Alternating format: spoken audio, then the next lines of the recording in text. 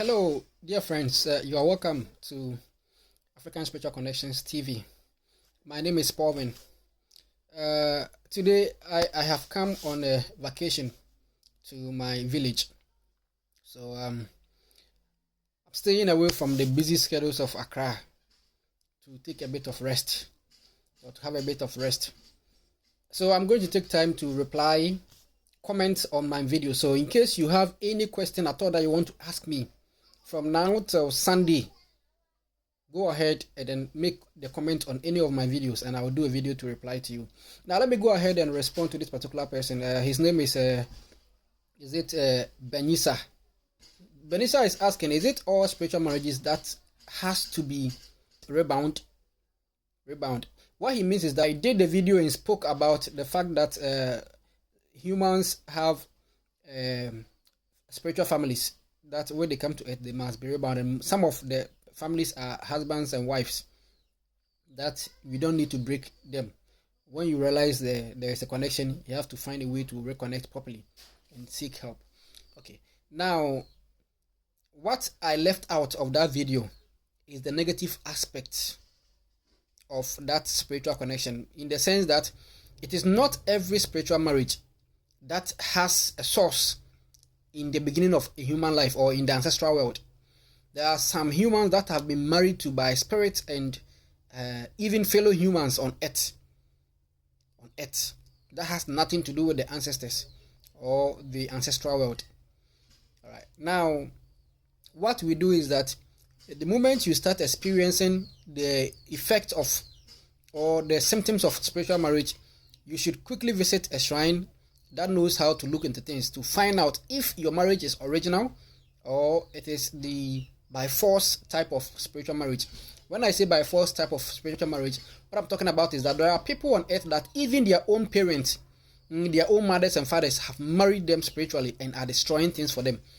I know of a woman whose father got married to her spiritually because the father is a wizard and the father does not want to allow any other man to marry her. Right?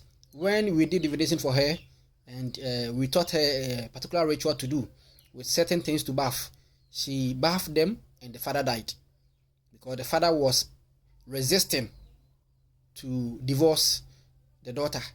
So death took the father away, and the woman went to a church and the pastor was telling the woman that the father's soul is following her, complaining that she has killed him because of some certain things that she bathed. But this is not the fault of the woman. You, the wizard, had the right to divorce her and be free. And you chose to destroy her life.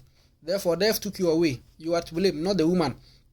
Okay, so there are certain spiritual marriages that has got to do with people with malicious intent. People who have evil, I don't want to say evil powers. People who have powers that they are using for evil purposes. Yes, because there is no power that is evil. And there's no power that is ultimately good. But it depends on what a human wants to use a particular power for. So people who have powers that they choose to use for evil intent, they are able to marry you spiritually without your knowledge. And their purpose is to destroy things for you. For example, if I have a witchcraft power and I marry you, a woman, spiritually, of course, you already have a husband. So why should you be allowed to marry again? Therefore, I'm taking your right to marriage away spiritually, and no man will want to stay in your life. This is wickedness, and this must be broken. But wherever you go, that they want to break the marriage between myself and you, that exists spiritually, they have to first invite me for me to tell my side of the story. Why did I marry you? What did you do before I married you? And what will I take to break, for me to allow them to break that marriage? If they do not call me and they just stand somewhere and say they are doing break and loose, they will do whatever they want to do. I'll still find different means of marrying you again. The reason is that marriage, both in the physical and spiritual, do not just happen. Before you can marry somebody, you have to go and see the person's parents with something, what we call bride price. Therefore, spiritually, before anybody can marry somebody, there should be something like a bride price paid on the person spiritually too. Right? So you don't just stand in your church or stand in your mosque or somewhere and say you are breaking somebody's spiritual marriage. There should be an appeasement. What I gave to the spiritual people in the person's family before they allow me to marry the person. You should call me so that I also demand something in return. Because if a woman is divorcing a man, or if a man is divorcing a woman, whatever was paid as a bride price must be returned before the divorce will work. That's why in the churches, many people, every Sunday, they deliver them. But the next Sunday, they will still come and be delivered. The next Sunday, they will still come and the same person. Different deliverance services. The person is part of it. It's because what we are doing is not working. But we choose not to accept that we are using the wrong methods to do the right things. So it is not every spiritual marriage that is of source.